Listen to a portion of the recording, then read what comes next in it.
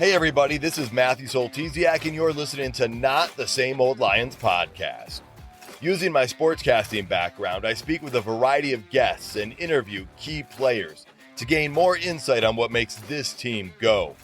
As the Detroit Lions enter a new gritty era, we'll look beyond just the kneecaps when it comes to the analysis. Welcome to another episode. We're calling this episode the Detroit Lions Superfan.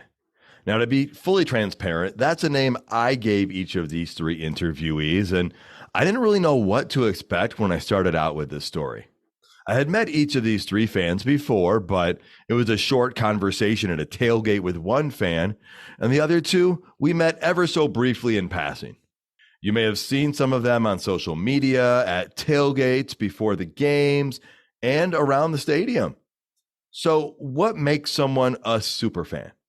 We'll find out about that, where their fandom started, and hear about some of their amazing experiences along the way. Let's get to it, Lions fans. This is Corey Schlesinger, and you are listening to Not the Same Old Lions podcast. Joining me first is Lions fan Gary Campione. He won the Detroit Biggest Fan Contest in 2022. What a great time to be a Lions fan. I mean, it's ridiculous. And I've been dressing up for a while now, and your kids watch you leave the house on game day, and you're like, and even one year I thought I was going to lose my son, man. You know what? And that might've been Dan Campbell's first year. We just weren't winning. I don't think we didn't win until week 11. It was tough, but you boot up, you put the boots on, and you go. And sometimes you're like, man, it'd be easier not to wear all this. Well, first off, I want to make sure that you agree these are your words, not mine, but you would decide, yes. You would describe yourself as a Detroit Lions super fan, correct? Yes, correct. Yes. And what is it that puts you into this category of being a super fan? Because there are decades of diehard Lions fans out there. You know what? There are so many Lions fans out there, and I mean, I'll label myself super fan, I guess, just by the crowd I hang out with, but I'm just another knucklehead. Really. Are there bigger fans than me? Yes. But I won the Detroit Biggest Fan contest a year ago. So in 2022, first I was up against four other Detroit Lions fans. And when I won Lions Biggest Fan, then I was up against the biggest Red Wings fan and Tigers fan for the overall Detroit's biggest sports fan. And when I was trying to win that one, and I did win that one as well, but I was going on Lions message boards and just saying, hey, man, would you vote for another Lions fan? I'm in this contest. Well, what do you think? You're the biggest fan. And welcome, I replied. I was up late every night replying to anybody and everybody. If they commented, I'm replying to them, and Awesome. Sometimes it's real negative, and I'm like, Jack, you big jokester, miss seeing you, man. Let's get a drink soon. That way if somebody else reads it, they'll think he was just screwing with me, But some of them were like brutal. And I'm like, man, I said, there's so many bigger fans than me. I said, I'm not the biggest fan. I won a contest. And the thing is, there's enough room for all the fans. That's the great thing about this. It's not, are you the biggest? Seriously. They can pack a bunch of us in there, so. That they can. So take me back. And how and where did this love for the Lions all start, and how did this evolve into super fandom? Well, you know what? I grew up in the UP, and really it was just, I think, at a young age, you watch a little bit of sports on TV. In the UP, it was mostly Packer country. We were just a couple hours from Green Bay. I grew up kind of a Lions fan. We didn't get to watch them very much on TV. But then when I went to college, I went to Northern Michigan, met another group of guys that, hey, Sunday afternoon, what are you guys doing? Let's watch a game. And those guys are still my best friends today. And three of them are brothers. And then we had another guy kind of join us, and we'd kind of start doing a road trip each year. Hit a few home games if we can. In a road game, though, just to kind of get us all together. We were kind of scattered in the country at that point. Let's pick a town somewhere warm, maybe. Because Michigan, it's cold in Michigan in the winter. So, let's go somewhere warm. And that just was a way for us to get together and meet up. And then really one year we were in Carolina and met these fans the day before the game. They hung out with us. We talked to them for a long time, invited us to their tailgate the next day. And that tailgate the next day, a lot of them were dressed up in characters. I kind of describe it as a Panther Avenger type thing, where they're like Panther superheroes, and they had the Panther Predator, but they were just, no, we don't want your money. No, you guys are our guests at at our tailgate. You're our guests. Eat, drink, have fun. It's all about fellowship, football, friendship. And we're like, well, can we do this back home? Can we bring some of this back? And there was already people in Detroit dressing up, but we weren't really at that level yet. And a couple weeks later, my buddy calls going, hey, I got an Elvis outfit. I'm Detroit Elvis. Figure it out. So, well, and I love it because you've got the Macho Man outfit, Macho Man, yeah. being someone of the same era here. I loved watching him as a kid, and I actually dressed up as Macho Man for Halloween once. So I really appreciate your costume. Well, you know what? It was so fun creating it, and you learn a lot. Like, okay, spray paint doesn't adhere to leather, so you go, okay, we have to go to Joann's Fabrics and Michael's to get some craft paint, leather paint, and 3 jackets later and 4 hats later, and it's evolved definitely. Awesome. And so tell me then, you've been a Lions fan for a long time. I give you a lot of credit for being a Lions fan in the Western UP area, because that's you're not the majority in that population. No, yeah, right, yeah, and right, yeah, Western UP. Grew up right near Houghton and Dollar Bay, and definitely it's 89% Packer country, And I'll tell you what, though, the Lions fans up there, finally, I'm so happy for the few posts I see from friends. Yeah, it's been a good year to be a Lions fan for sure. Even just, walking around like Meyer today, doing a little bit of grocery shopping, and hey, go Lions! I see hats and jerseys and people wearing NFC champion stuff already. And my wife ordered me my hat Christmas morning. Nice. She goes, hey, they got the hats out. Like, let's get one. And so boom. So, Gary, are you now closer to the Detroit area than you were from the UP? Do you have a shorter driving distance? I do. I'm 63.7 miles away. I got a sign in my Lions Den. So I'm in the Flint area right now. Yeah, so I've been in the Flint area about the last 27 years. So. All right, and then I take it you're a Lions season ticket holder at this point as well? Yeah, Lions season ticket holder as well. Great time. My wife comes to almost every game with me now. So got her a ticket this year. I won the contest last year, so I won season tickets, and then so I was giving mine away. And then she started coming with me. We had really nice lower bowl seats. Thank you, Comerica Bank. And she kind of got the bug. And really, but what got her was, it was the fans. It was the fans seeing their love for the Lions. I think, and it's like, oh, what is this all about? And it's. It's contagious. You talk about that with the fellowship, that the Denver, you and I crossed paths before the season opener this year. I was down there with my family, got our photo taken together. And then we chatted briefly when I went to that Lions tailgate for a lot of the super fans before the Denver game, with it being an 8 p.m. game on a Saturday. There was a lot of time to tailgate, and we had ridiculously great tailgating weather for December in Detroit. Oh, it was so nice in Detroit that night. And so, you talk about, you see that fellowship you're talking about. You see the fun. Yeah. And there were even Bronco fans at that tailgate, and everybody was having a great time. Yes. And no, experienced the same exact thing that day, but that's what it's about. It's not about, boo, you're Broncos fans, get out of here. It's, hey, come on over, join us. There's enough to go around, and it's been fun because we then experience that when we go away to other cities.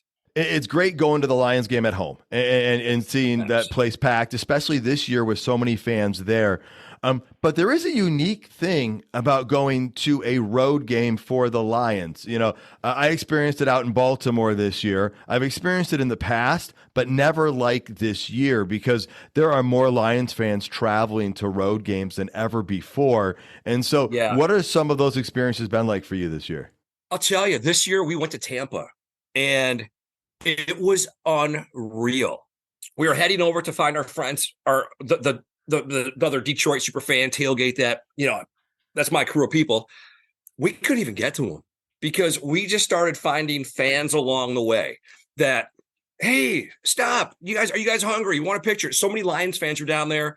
They either came down to see their parents who've moved to Florida, or they were just like us, like, hey, Lions are playing in Tampa. What better place to go watch a football game because it's warm? Right. But it was a sea of blue. So much friendship happening outside, fandom happening outside. Even one of the nicest groups of people we met were Tampa fans. They had their Tampa van, Tampa trailer, Tampa pop-up tents, and they're like, come on over. Well, but they were playing Detroit's favorite Suns music, Kid Rock. They're like, they know, they get it, and so, but even then inside, nobody wanted to leave. Like in the corridors, we're bouncing. We were all just bouncing up and down, and it was amazing. Like nobody wanted to leave that feeling. Like it was a high, definitely, and it felt like we did something magical that night. Like, and it was just another away game. But there were so many of those away games I think we got used to losing. And we know after the end of last year, there was something really special about this year's team. It's something you could feel it. And then, I mean, there's going to be disappointments. Yeah, definitely. Well, let's back up a minute then. Through the years, what are some of your greatest memories being a Detroit Lions fan? Oh, you know what? Wow. So many. But I would say the biggest, I got invited by the Lions to go to the draft in Cleveland. I guess that would have been 2021. It was so great to be like, oh my God, they know my name. They know who I am. They have my phone number, and it was great to be down there in Cleveland for that. Man, we lost our voices, but then you're hanging out with people who now are some of my closest friends, because they compiled a bunch of Lions fans. Some of us were close friends at that point already. Some were on a first name basis. Some really didn't know each other that well. All of a sudden you're together for 3 days and you're in a hotel and you're eating meals together. And it was just something special, And so things like that. I mean, there's nothing like football that brings people together. And I think we even knew there was something on the horizon. I mean, that year, look at who we're picking in the draft, and Amon-Ra, St. Brown. I mean, it's crazy stuff, I think this year we got Penei Sewell. And then all of a sudden we've been building year after year. And Cleveland, that's probably one of my biggest times, but I've had some cool experiences. I really have. And so you talk about going to the Cleveland draft. Draft is coming home this year. I mean, what are your thoughts looking forward to that? Can't wait for the next one in Detroit. I'm going to make it to part of this one. And I'll already had my rooms reserved down there. And my wife and I'll be down there the first day of the draft, Thursday night, for the first rounder. And then awesome. my son and his bride to be are getting married that weekend. So extra special weekend for us then. So we add a daughter to our family. Great young lady. And we get to see Detroit Lions really make some huge moves. So it's going to be, gosh, we'll probably start pre-partying Wednesday night, and then Thursday, and then Friday, and then Saturday. Sunday, that's going to be quite the weekend, like the 5 to 6 day weekend for you guys. That's awesome. Yeah. Oh yeah. Yeah. So that's normal for us, though. I mean, we tend to roll pretty hard. So looking back at the Lions franchise, some of the moments that they have had, some of the plays, the games, do you have one or two memories that stick out that were just like, man, this was pretty phenomenal. This made my day as a fan? You know what? Some people would just think this is the silliest, but you might remember the name Zach Zenner, running back we had a few years back in the Matt Stafford era. I just liked watching him play, and I always thought he played with heart. What's it take to win a football game? Boy, if he was a part of this team now, man, that would have been a nice addition, because I think he would have loved to have played for Dan Campbell, and Dan would have made him a better player. But got to meet him at one of the training camps. So little things like that. I mean, I've gotten to know Herman Moore just by doing some things with him. I've gotten to meet him, and I've gotten to do some pretty fun things, and none of it I take for granted. And so going to a game on game day, boy, you really try. Like when you said you met me and we took pictures, you try to take pictures with everybody. But then there's times you're like, oh shoot, we gotta get into the stadium, and people are still stopping you. Or I'll always say no, I'm in the bathroom. So if you're listening, I'm not going to take a selfie in the bathroom with you. I'll tell you, I'll wait out in the hall for you. But you know what?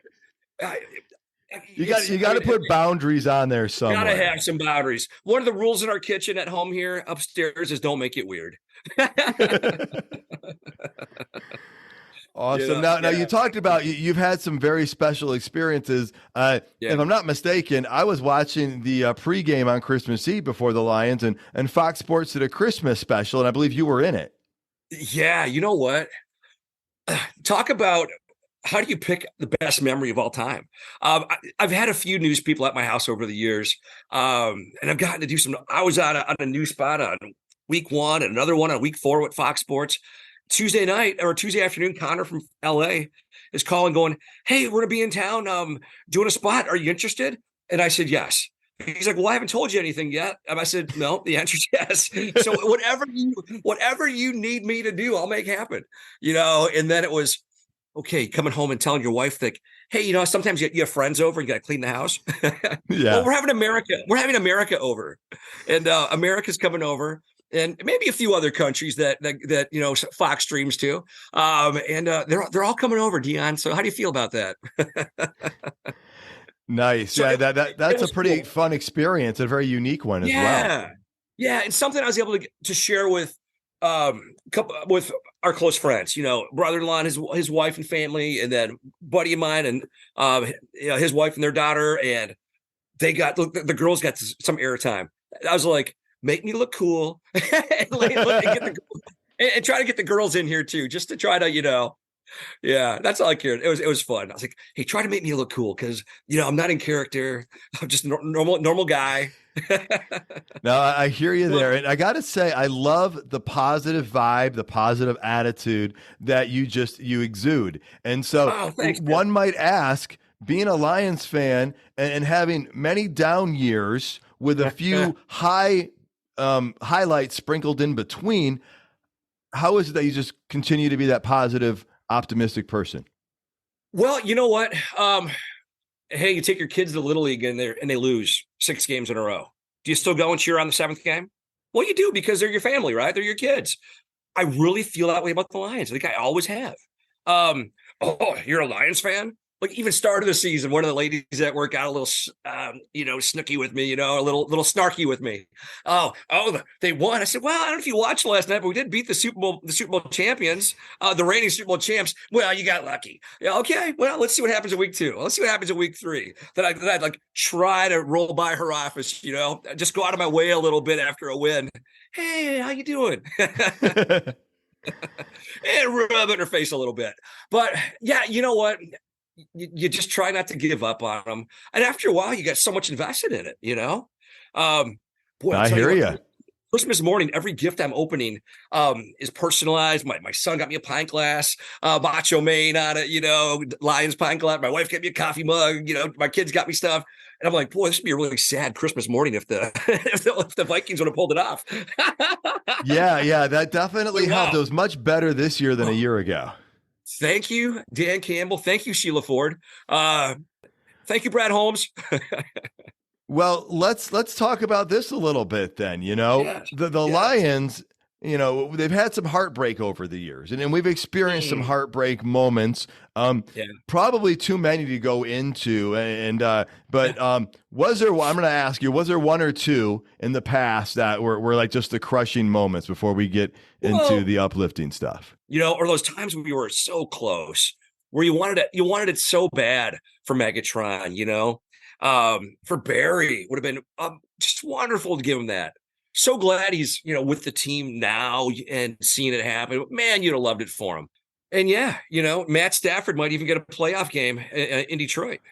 Well, that would be, I think, ironic and poetic and all wrapped together. It would. And I'm going to tell you what, not scared. Did I love Matt Stafford? Yeah. Do I still watch him play every game? No, because he's not on my team. Was there that first game he's with the Rams? Did we tune in and watch? Yeah, because you wanted to see your boy. Do I still have my number 9 jerseys upstairs in the closet? Well, yeah, I didn't throw them away yet. Maybe he'll come back and retire a Lion for one day. Maybe they'll give him a 1-day contract and he'll retire here. But I'll tell you, my quarterback's number 16. And got a chance to meet him 2 years ago. And My wife wanted to take him home. What a nice young man. I love hearing that because, I was a huge Stafford fan when we had Stafford as our quarterback through his imperfections, because no quarterback's perfect, but he was amazing. And, the moment that Jared Goff endeared to me, because when the trade happened, you're sad, but you understand. But the moment that all changed was when Jared Goff completed the pass to Amon-Ra St. Brown, and when Goff and Campbell embraced in that victory, I was all bought in. I can see that too. I'm picturing it right now. And because you could see they already had some chemistry together. And then even after this last one, he's embracing Taylor Decker after the game and kind of like patting him on the helmet. Decker's bled here. He's broken bone. I mean, these guys leave it all on the field. And when I mentioned Zach Zenner before, I loved him because you could see he played with heart. So many of the guys we have, they all are playing with heart right now. We've always had a few good players, and they're in a team. Now we've got a team of guys that are just, every one of them is making plays and making moves. And if they're not catching the ball, J-Mo, he's blocking for someone. And you're seeing them doing this week after week now, and they bought in. Well, so let me ask you that then. We saw the change start when Sheila hired Brad and Dan. And also, before that, hired Chris Spielman, who that's the one jersey to that list. Yes. Yeah, that's the one jersey I had as a kid growing up, was the Spielman jersey in high school. And so it was like loving seeing the full circle of him coming back. But those four people combined, along with some other help, there has been such a dramatic shift in the culture. What have you seen from the fan perspective of the change in the last 2.5 to 3 years? You know what? Our fans are so fickle. I'll tell you what. We can win 7 games in a row and then lose one. Well, he better go. Let's get rid of him. What's he even doing here? I'm like, come on, guys. But with the solid fans that have been around a while, they've been watching this happen, and they understand it's a process.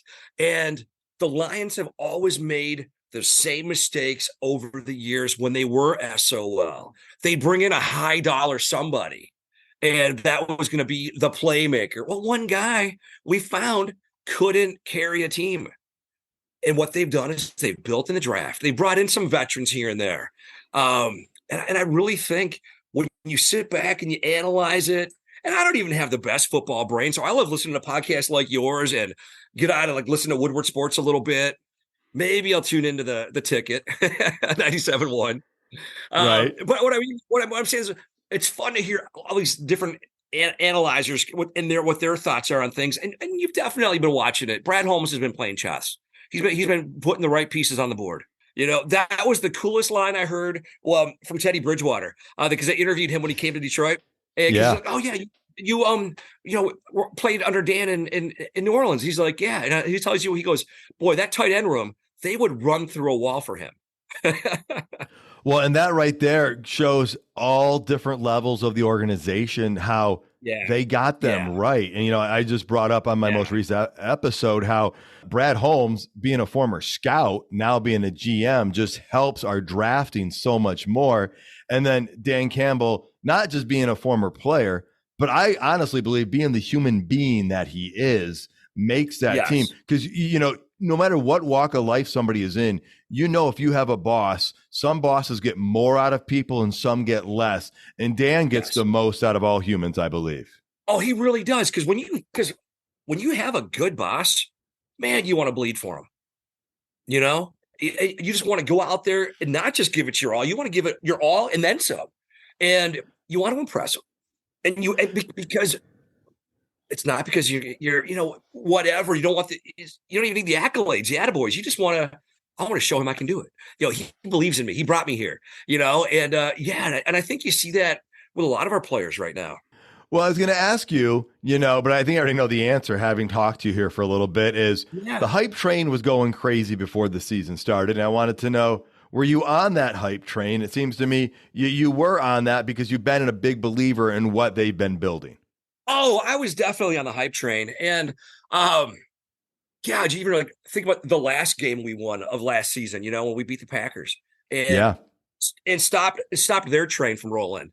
And that might have been the turnaround for even our fans. But there were so many fans in Green Bay at that game, And then this year, on Thursday Night Football, when there were so many fans that didn't even leave the stadium, they're all filled up the arena behind like the sportscasters, and just showing our team, we're here with you, we got your back.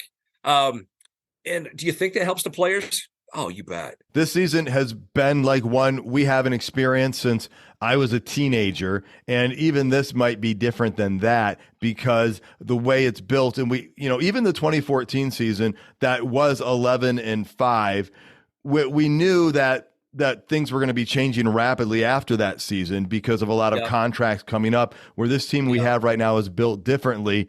How are you feeling going into these final 2 weeks of the season as a super fan and knowing we're going to host our first playoff game at Ford Field ever?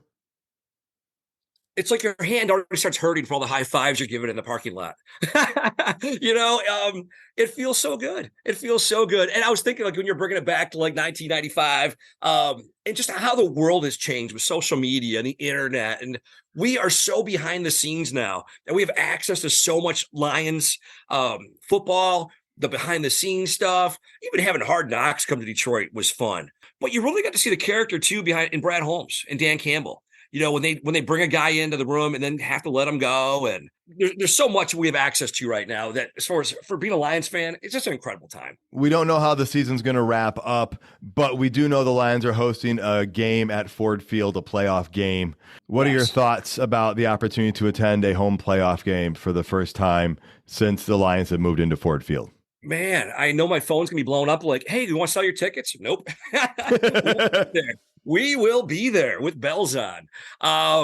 You know what? It's crazy, and so exciting, and even like, it's so good for our fans. Thank you, Detroit Lions, for winning, because our fans needed it. So many fans. I hopped off that train years ago. I gave up my season tickets years ago. I've stopped watching when Barry, and you hear all these people and their bitter stories, and I get it. I get it. But come on back. Come on back. Remember what it was like when you were a kid. Find that passion again. There's room for you. Room for you on the hype train. I said a little while back that if and when the Lions ever get to the Super Bowl, those are going to probably be the most expensive Super Bowl tickets ever because the demand will be so high for them. I know. And you know what? And I know where I'll be watching it right here, right at home. Would I love to be at that game? Yes. Detroit Lions, if you're listening and you got an extra ticket, hey, I will be there with bells on. But God, boy, you'd have to, it'd be more than a house payment. You'd have to like refi. That's not my budget. But but would we all probably go there anyway and just tailgate? Yes. Hear us from the outside, woo. You'd want to be a part of that. Yeah, just that excitement. Yeah, and you know what? This season, I think you would consider, you tell me, you consider this a season a success no matter what happens here on out? You know what? Absolutely. I mean, you couldn't say that. You couldn't say otherwise.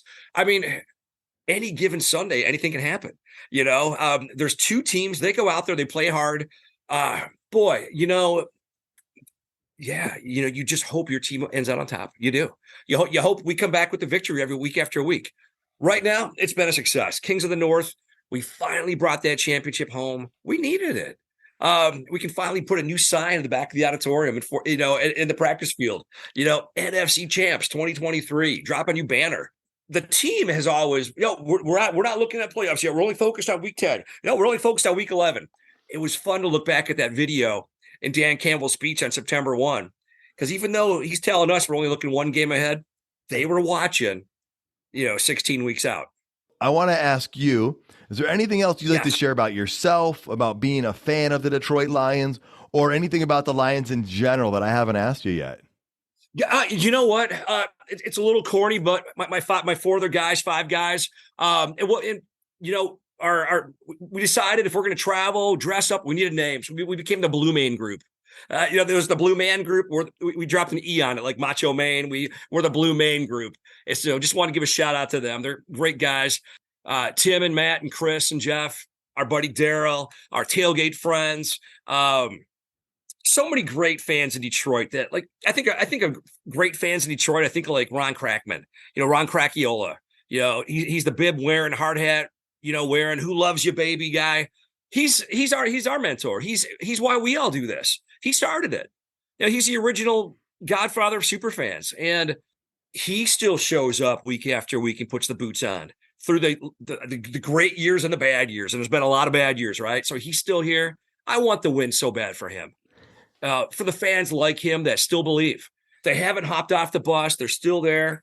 But like we said, man, and I think you agree, there's room on the bus. Come on, people, come on back. Because it's fun to see him get excited again. You'll hear people say, well, I used to watch him with my dad. Well, why'd you stop? Well, they weren't so good. Well, you know what? Come on back. There's something special happening. Come on back. That's awesome. And, you told me about the Macho Man, Macho Main, but you didn't, I kind of shared with my story as well, but I didn't hear, how did you settle on that as your inspiration? God, I don't know. I guess, I went to like 80s wrestlers in my head, and I'm not built like a wrestler for sure. I'm just a little guy, but I'll tell you what, you start thinking of like the name things, and like Chris is Lionheart based off Braveheart. Matt was Detroit Elvis. That kind of was cool. And I was like, oh, Macho Man, Macho Main. Oh, that kind of has a ring to it. Very nice. And then after I got like a personalized jersey for my wife, when I turned 50, I was like, well, I guess that name's still I guess we'll keep it. I guess it's going to stick. So it's been fun. It's been great. Sorry if anybody listening, if I didn't take a picture with you in the bathroom, I was waiting out in the hall for you. Awesome. Yes. But if you do see Gary, if you see the Macho Main out walking outside the stadium, walking through the stadium, stop more and than say happy hi. to get photos. I'd love to say hey to you. You know what? And just sharing some Lions fandom. Hey, we got something to be excited about. We really do. And here's our next interview. Hi, everyone. This is Herman Moore, and you're listening to Not the Same Old Lions podcast. Joining me today is Megan Stefanski. Megan's from the Eastern UP, a season ticket holder, a tailgate organizer, a charity fundraiser, and a steadfast supporter of the Detroit Lions. Megan, is there anything I've left out that I need to add to all those titles? No, I don't think so. All right. Well, thank you for joining me today. It's an honor to have you on the show. And first off, I just want to see if your words match mine. I would describe you as a Detroit Lions super fan. Would you describe yourself as such? I guess I never use the word super fan just because I feel like we're all fans and one isn't better than another. But I mean, yeah. Well, and I like that because it feels like there isn't, if you're a super fan or a big fan, it's not an exclusive category. It's everybody's a fan, and nobody is feeling like they're out fandoming somebody else. They're just showing their love for the football team. Right. Yep. Well, what is it that puts you in this category of being such a big Lions fan? What makes you such a big Lions fan? Probably most people would feel it's because I attend every game. But I don't really feel there's much more making me a fan because I attend every game in person versus watching it on TV. Everyone has their preference. I just love the excitement of being there. That's me. All right, well, take me back. I did see the piece by Tom Rinaldi before Thanksgiving, so I know a little bit about your story. I don't know that every person listening has seen that piece, but where did this love for the Detroit Lions all begin for you? From my dad. My dad was a huge, huge fan. I grew up as a child watching all the games on TV, obviously. Like most people my age, I became a huge hardcore fan because of Barry Sanders. I was 10 his first season playing. The year I was 14, my mom purchased season tickets for him. We used to attend games like once a year or so. Once he had season tickets, I mean, I didn't attend a lot of games. I was young, maybe 2 or 3 a year as a family. High school, a few more. My brother attended more than I did back then. I played high school sports, stuff like that. College started getting more. And then once I graduated college and I was back home is when I really started attending more games with him. I was, able to then. I had a job. I attended home games more. The away games started later. All right, well, let's start with those home games because for you, it's not an easy trip. I mean, I think I saw it's like 365 miles to get Right. to Ford Field. So that takes some extra dedication that, like, I grew up in Grand Rapids. So getting there 2.5 hours seems probably like nothing.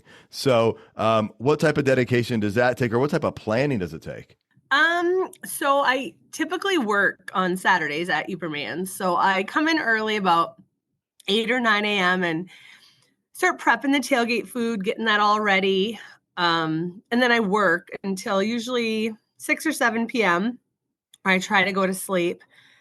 I get up about 1 a.m., go back, get the tailgating food and everything. And I try to leave by 2:30 in the morning, make it to Eastern Market by 7:30.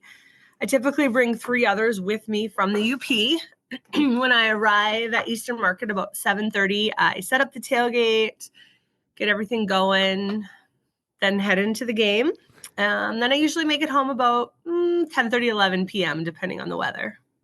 All right. So that's dedication right there, because it's not just, and again, no level of dedication is judged here, but the amount of effort that it takes for you to get through all these experiences and do all this takes a lot of time and energy.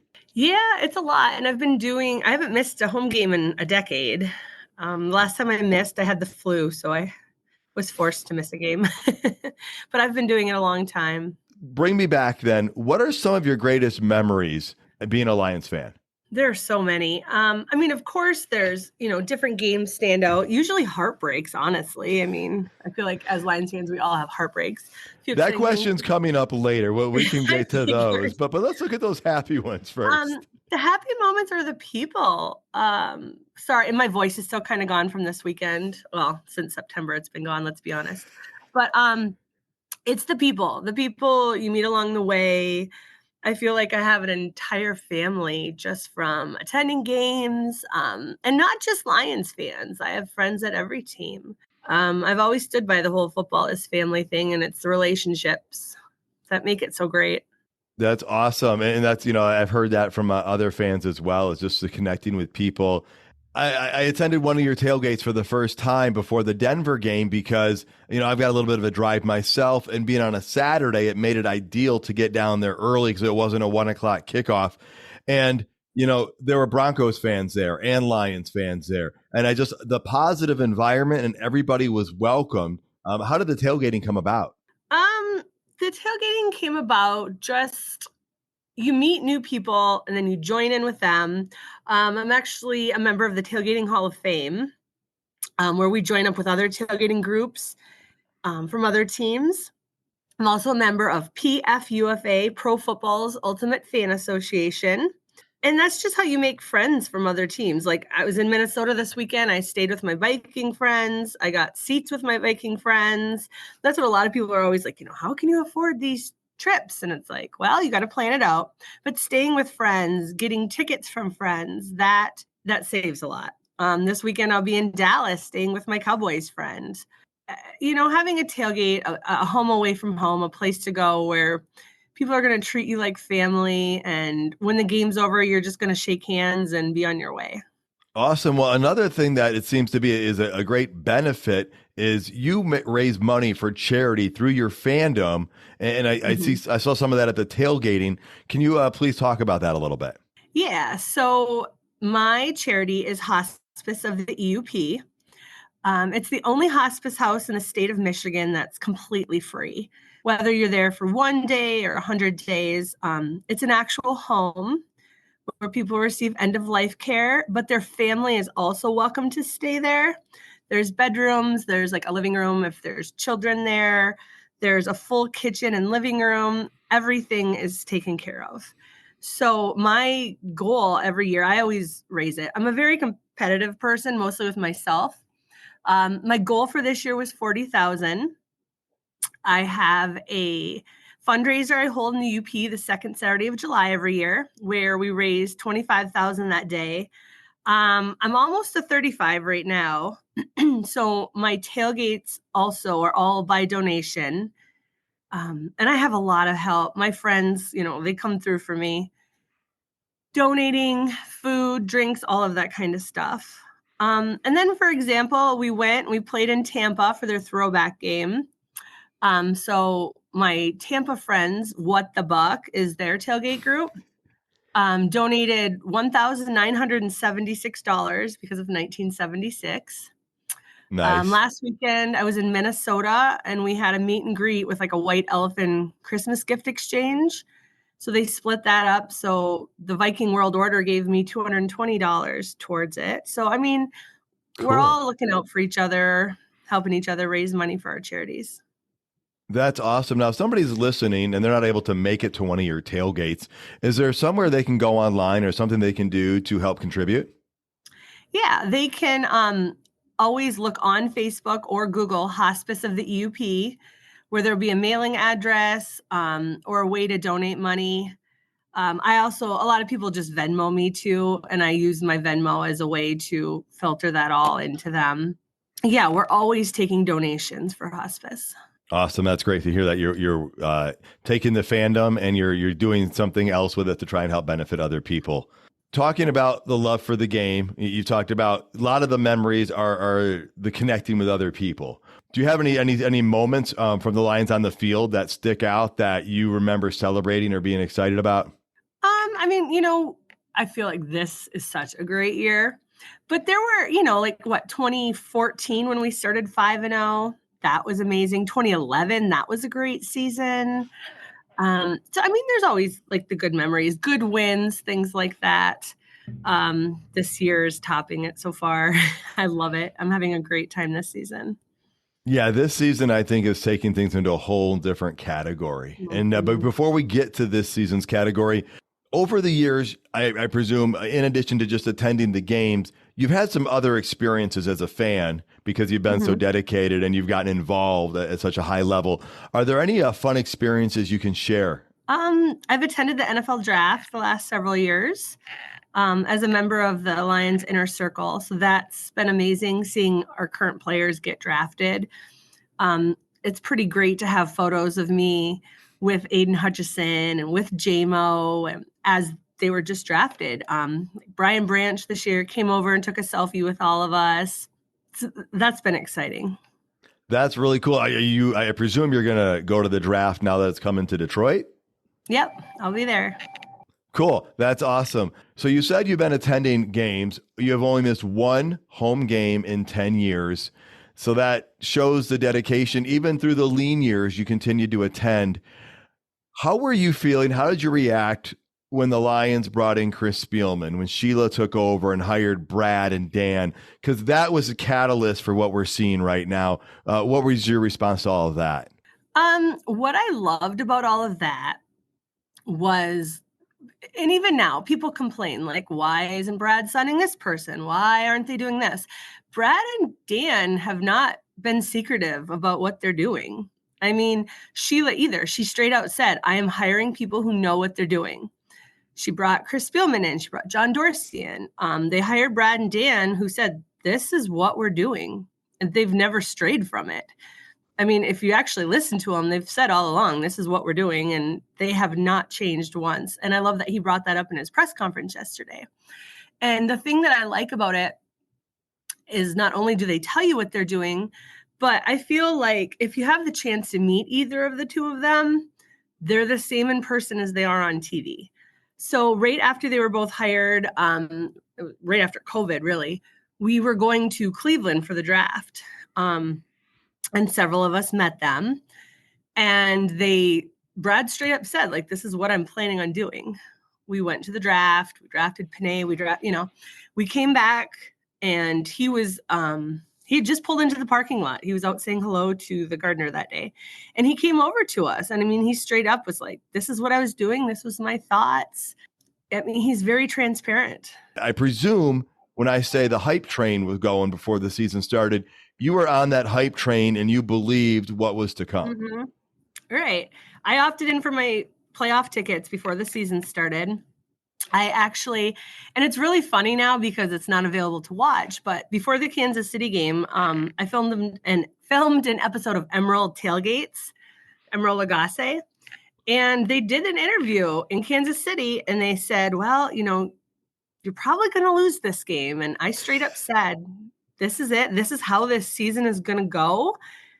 And it is. I mean, nobody will see it till it airs next September, but it's pretty much straight out. I'd said we might even only win by 1 point. We're going to win. And when it happened afterwards, I texted the producer and she's like, oh my gosh, it's like you wrote the script. It's happening. That is awesome and exciting because, so far the Lions fans I tend to meet and have long conversations with seem to be positive, optimistic people. And it almost seems like that's a trait you generally, need to have sustained being a Lions fan for so long. But what are the positives that you're seeing out of this team that makes it so different than maybe some of the teams of the past? You don't really see anyone who thinks they're more important than other players. You don't see anyone who thinks they're an all-star. They're all very team-oriented. They're all there for each other. You don't ever hear anybody say a bad word about any of the coaches, about Dan. They changed the culture there, and I love it. Before you would see players leaving and bad-mouthing Detroit, and now you see some of these players who were left who left several years ago, who are like, wow, we love seeing what they're doing there. We love the changes because they've all known that the city and the fans deserve this. They just needed the right people in place.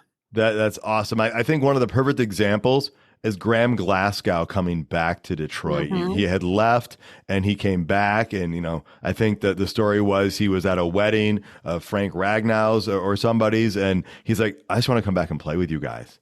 Mm-hmm. And Reeves Maven too, it's great because they got to be here, leave, and come back and see the difference. And I love how Dan is still giving them props as veterans. So you said you've only missed one home game in 10 years. And now you've told me, though, recently that you've been traveling to games. And I've seen that on social media. And the organization is at a very high level because when I went out to the Baltimore game with some friends, I got to tell you, other than the actual gameplay itself, I had a ridiculously great time out there, met up with so many Lions fans, some who had been down to the Tampa game before, and it was a great experience. So tell me when you started traveling for some of these Lions games. So starting probably about 2013, 2014, I always went to Green Bay just because it's easier. It's 15 miles closer. And I would usually hit 2 or 3 a year. Then starting in about 2017, 2018, I would hit 5 or 6 a year. So in 2019, I missed 2 games away. One of them was my dad's funeral was that weekend. And then another in December, I didn't go to Minnesota. 2020, we just pretend doesn't count. 2021, I did miss 1 away game, and that's the last game I've missed. So since 2018, I've missed 3 away games. So how's the experience different for the away games versus the home games? For me, I like to see other teams' cultures, their tailgating, their traditions. It's also a fun way to watch your team. For me, I don't have to set up a tailgate or anything, so that's great.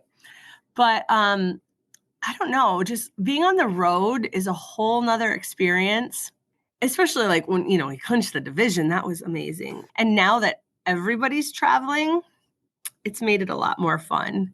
I love seeing all the fans join us on the road now that we're winning. Yeah, I think more and more are traveling because the word has gotten out. And I'm also going to say, I think there might be a little bit of a Detroit Red Wings feeling in this too, where Red Wings fans are known to be at away games around the country. And now that the Lions are showing some success, I think you're starting to see that as well.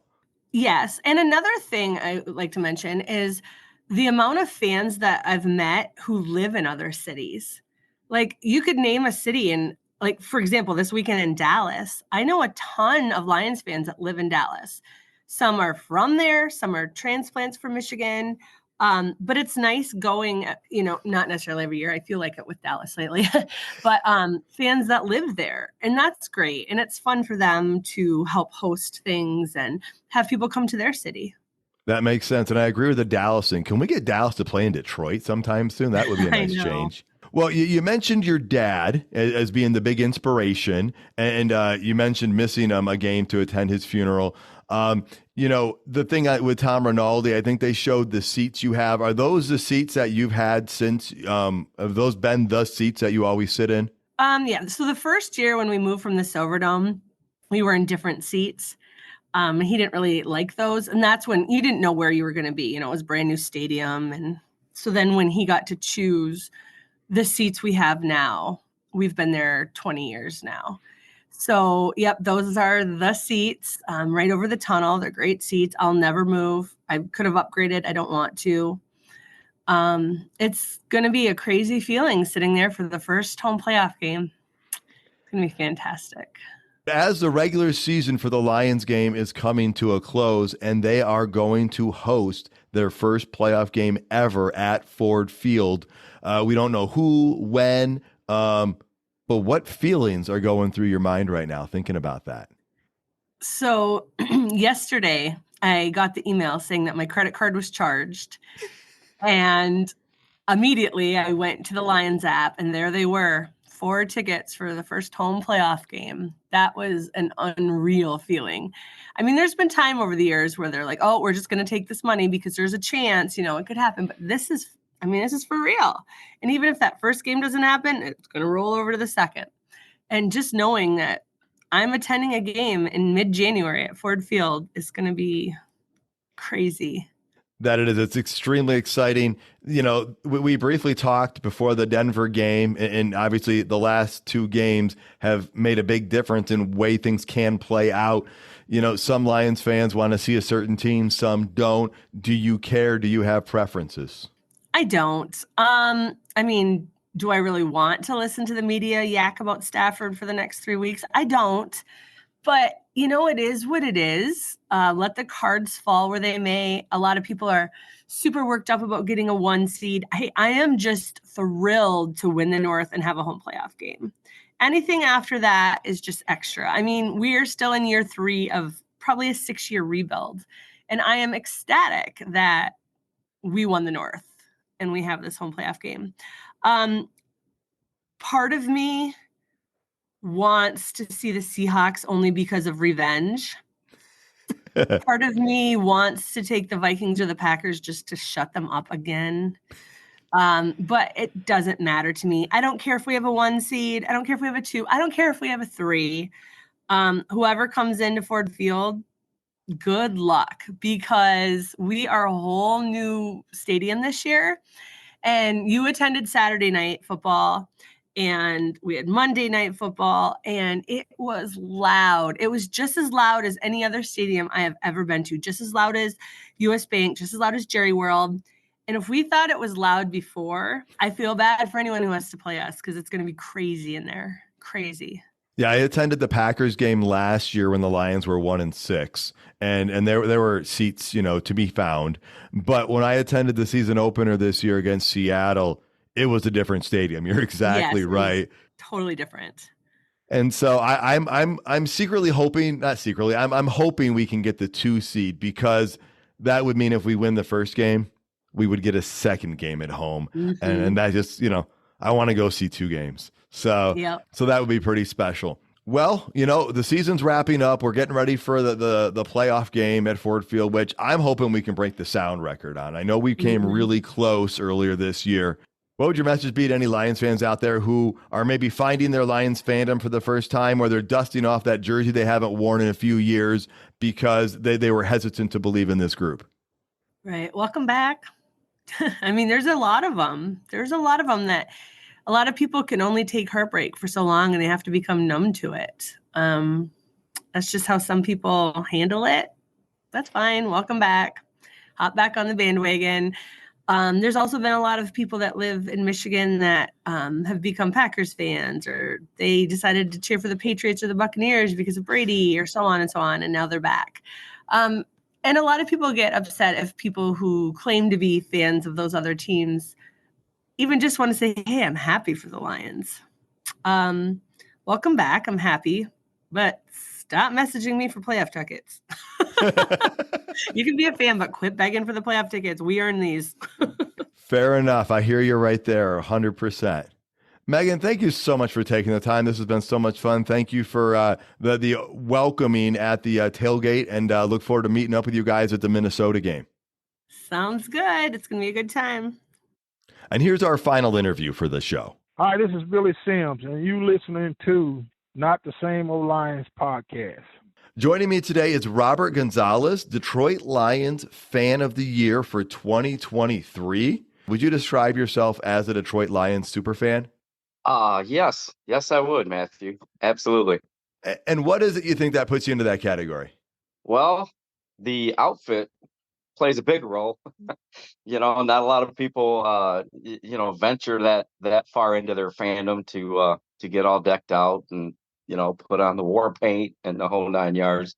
But, more than that, I think it's just, the dedication and the loyalty and the longtime fandom. A lot of people might not know you by your first name, Robert, but they might recognize you by your Lions jersey. You want to tell the Lions a little bit about that? Yeah, as a super fan, I'm known as Detroit Lion Eyes. That's my super fan name, and that's probably how most people would recognize me. All right, so take me back. How and where did this love for the Detroit Lions all begin for you? Okay, well, if we go all the way back, it stretches back. It probably all started, as you get older, the years kind of blur together. But I'd say it probably started in the late 60s, or maybe, probably 68, 69, 70. And for me, it started with like a love of trading cards. Okay, and I'll tell you, I was a Tiger fan before I was a Lions fan as a kid. So it kind of started with trading cards. You see the players on there, you want to kind of get to know them. As I grew, I noticed that the Lions were always on TV at my house on Sundays.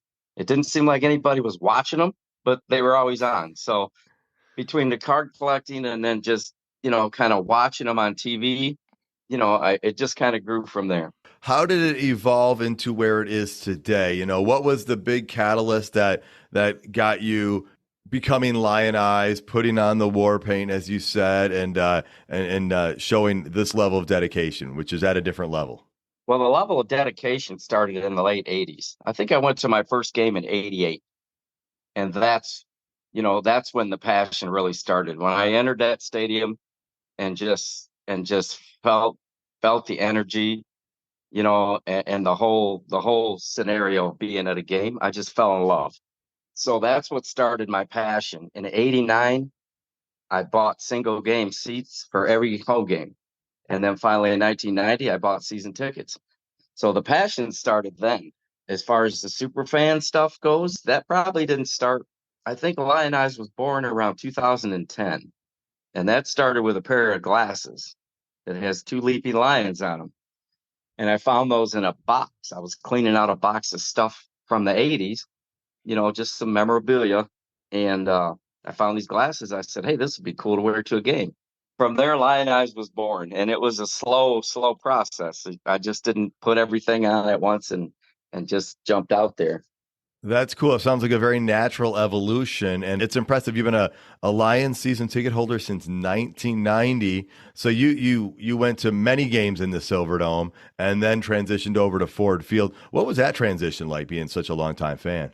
Oh, for me, it was wonderful because it was half the distance from my home, and we were back in the city, and, Ford Field was new and it was beautiful. And, it was a great transition. I love the Silverdome. Some great times there. But Ford Field, Silverdome doesn't compare to Ford Field. Having been a season ticket holder since 1990, you have seen a number of Lions games and you've had a number of Lions experiences. Can you tell me about some of your greatest memories? Going back to the Silverdome days. Well, I got to tell you the best. Let me start with the best, because the absolute most incredible game that I ever have gone to was the 91 NFC divisional championship game at Silverdome against the Cowboys. That stadium was on fire from the moment you walked in until it was over. I can't even describe the electricity that was in there. Nobody sat down. nobody sat down the whole game that I can recall. I mean, we stood for 3.5 hours solid, and they had I think the giveaway was white pom poms. It was just a sea of white in there. That's my top memory. That game was just, it was so incredible. I remember that game really well, and it seems like it must have been an overwhelmingly incredible experience to have been at that game. That's awesome to hear.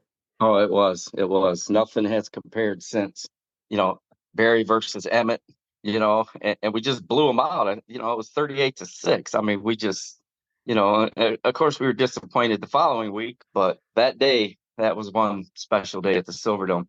But I'll tell you something else that was really cool about the Silverdome. They didn't have a lot of security back in those days. And some of the players would actually come out after the game and tailgate. And, I recall seeing Jerry Ball and William White after the game. One of them has a Bronco or a Blazer. They go out to their car, drop the tailgate, open up a cooler and drink a beer. That was cool because people are just walking by. They don't even know who they are, right? So that's a like a real fond off the field memory. You could also access the tunnel. So at the end of the game, if you wanted some autographs, you could walk right up to the players' cars and just wait for them to come out and get in their car and ask them for an autograph. Of course, that all changed. They put fences up and stuff, but those are memories that I remember. It was a lot of fun out there. That's awesome. And I remember some of that stuff myself, waiting out after games at stadiums and the players coming out. And it was a very different era back then, even Absolutely. 20 years ago. Let's circle back to something I mentioned when I introduced you. You are named the Detroit Lions Fan of the Year for 2023. Tell me a little bit about that. How did that come about? I was totally shocked and surprised. They had contacted like four of us, and it included Megan and Ron Cracchiola, and they asked us to do a promo video pregame for the Monday night game for a beer company. So we agreed to it, and we did a little video scene at our tailgate, and then they said, hey, we're hosting a large tailgate over at Grand Circus Park. Could you guys join us over there? We're going to bring you up on stage, and we're going to have you, toast your beer. And so that's how they got us up on stage. So the four of us are up on stage, and they were just like, well, while we're up here, we're going to name our Fan of the Year. And I thought for sure it was going to be Megan. I was patting her on the back. I'm like, Megan, they're going to name you Fan of the Year. And then they said my name, and I was completely shocked. I about fell off the stage. Wow. Yeah. It sounds like you were literally blindsided by this. Absolutely. I had no idea. Barry Sanders come up on stage, and I thought, wow, this is really cool. Barry's going to join us in this thing. And then he hands me this jersey. I was like, oh my gosh, unbelievable experience. So being named Fan of the Year for the Detroit Lions, then what goes into this? What happens after that happens? So each team has their Fan of the Year. So there's 32. The Lions are sending me out to the Super Bowl. And at some point during the Super Bowl, they will name the NFL Fan of the Year out of 32. I'm not certain what that means or what happens from that point, but that's what I know. But it's, such an incredible honor, to be recognized by the team. I have no words. It's just, I'm humbled and I'm honored. I got to tell you, I don't feel any different than any other fan. I wear my fandom a little different, but honestly, there are so many deserving fans out there that could have had this, could have taken this to. So, I just want to say to all the Lions fans out there, I know it could have been any one of you guys. And I'm going to do my best to represent you and our team, to the best of my ability.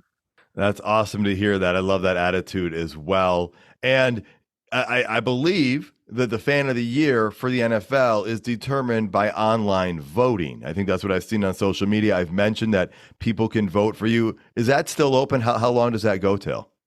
Yes, that is still open. And I think it goes all the way to February 7th, like just before the Super Bowl. So if the Detroit Lions want to try and get you elected as the NFL Fan of the Year, have the representative be the Detroit Lions fandom, they should go to NFL.com and look for Fan of the Year contest to vote for you. That is correct. Yes, yes. Awesome. I mean, right now, what's more important is the season itself. That's really more important than me. And what a great year we're having. It brings me joy to see everyone so happy. I mean, there's been so many lean years here, man. You know, we've all lived through some terrible years, and I don't know if you've seen any of the social media, but when we clinched, I don't know if you've seen any of that media where people are just jumping around their basements and their homes, just going crazy. It's something we haven't experienced in a while, and it's a great feeling. It sure is. I jumped up when Ifeatu Melifonwu made that interception and threw my arm in the air and yelled, "We did it." And Right. I think I startled my daughter a little bit by that. And so tell me, where were you and what was your reaction when the Lions clinched? Unfortunately, I was home watching it. I didn't make the trip. I did a lot of road trips this year, but Minnesota wasn't one of them, and I regret that decision because I really wished I would have been out there for that. But no, I was home, and I think I reacted the same way everybody else did. I was jumping around and screaming and crying, and it's just an unbelievable feeling. It's been a long It time coming. It really is. And you were there in 91, you were there in 93. And so we've had many lean years since then. Does it taste that much sweeter, that division title? Are you that much more appreciative knowing how long we've had to wait and how hard it has taken to earn it? Oh yeah, absolutely. I don't know how to describe it. It's been so long. Yeah, it's an amazing feeling, and I'm just so happy. I'm happy for the city. Well, take me back. Let's go back to the beginning here about we mentioned some other Lions fans, some maybe super fans and or just a fan who just, happens to get recognized one way or another. How did you start connecting with other fans and tell me about your experiences with that? Well, you meet a lot of people through tailgating, and I think with my group, I think it was just meant to be. We tailgate out at the market, and we all used to tailgate in different spots, and slowly we all just kind of came together, and we've become really good friends. And I'm friends with some legendary fans. The Crack Man, everybody knows him. Everybody's saying, why wasn't he fan of the year? And he's deservingly so. He absolutely should be.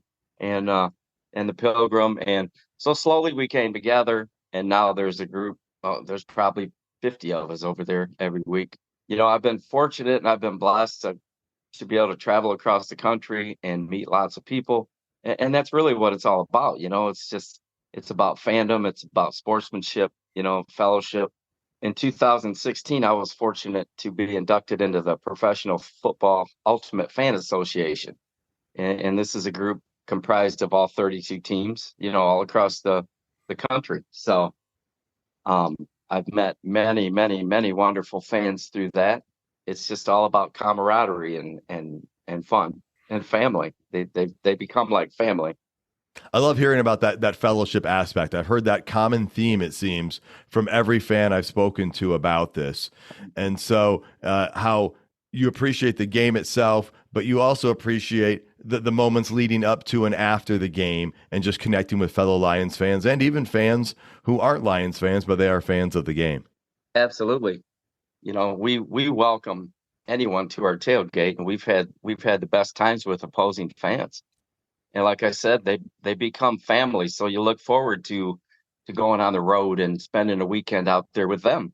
The game is the culmination of the weekend, but these people become your family. And in our Lions group, we travel together. We do a lot together, a lot of off-season events. The only common thread is the Detroit Lions. We come from many different walks of life. We're different races, we're different religions, we're different everything. But it doesn't matter. The Lions have brought us together, and we're family. That's awesome. And being together right now, we're witnessing something that, hasn't happened in 30 years, winning a division title. And the Lions are going to host a playoff game at home at Ford Field. We don't know when that's going to happen yet, but what are your thoughts leading up to that? Bring it on. Bring it on, baby. I don't care who it is. We can beat anybody in this league. Let me ask you, do you think the Ford Field atmosphere can rival what you talked about with that Pontiac Silverdome game back in 1991? I absolutely do. And I think it's going to surpass that. These fans are starved and we're hungry and we're starving and everyone is so excited. Yes, I think this is going to rival and surpass the 91 game. And I'm excited that all my friends and all these fans are going to be able to experience that. I got to ask you here, Robert, is there anything else you'd like to share about yourself, about being a fan of the Detroit Lions or the Lions in general that I haven't asked you about? No, I don't think so, Matthew. I think we've covered everything well. Again, I'd just like to say, I appreciate the Lions making me fan of the year this year. But again, I know there are a lot of deserving people out there, and we have such an amazing fan base, man. It's just incredible. We're worldwide. I've met people from Australia, from Germany, Sweden. Every time I go to a game, I meet somebody from other countries, man. I mean, we're all over the world. Go Lions. Robert, thank you so much for doing this interview. Great getting to know you a little bit more. Thank you for sharing your story with the listeners, and hoping the rest of this season is just as wild of a ride as it's been so far. Yes, thank you. Thank you, Matthew. And hey, we're going to the Super Bowl this year. There's nothing stopping us. This is the year. So I'll see you all out in Vegas in February, baby. Woo! Now, folks, I don't know when your fandom started. I've been a fan of the Detroit Lions since before I was even a teenager. I suspect many of you the same, if not earlier yet. I've rooted through the years, remembering the joys and the many heartbreaks, but always enjoyed sharing those experiences with friends and family. Here's what I found with this story. Gary, Megan, and Robert are fans of the team and of their fellow Lions fan. The positivity and welcoming attitudes they carry are contagious, and the excitement they have for the direction of this franchise is off the charts. Their kindness is obvious, and I'm thankful to have met each of them. Don't be shy if you see them at a tailgate or around the stadium. Bring an awesome attitude and join in the fun. Just don't ask for a photo while standing in line in the bathroom. If you have a favorite memory or experience, please leave it in the comment section below and share in the conversation. Please tell your friends about the show. Like and subscribe if you would be so kind. Give a high five to a fellow Lions fan, whether it's at home during a game, at the game itself, or if you are so daring, even walking through your local mire. Enjoy the rest that this special 2023 season has to offer. Until next time, stay gritty, my friends.